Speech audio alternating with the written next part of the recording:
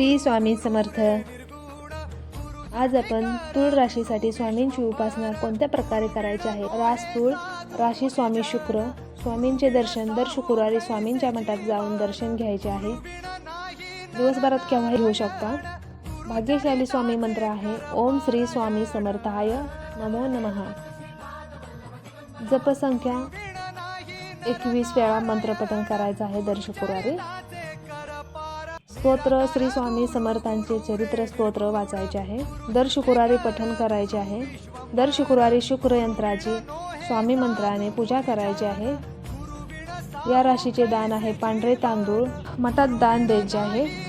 कलिंगड मठात द्यायचे आहे। साबुदाण्याची गोड खीर मठात दान करायचे आहे।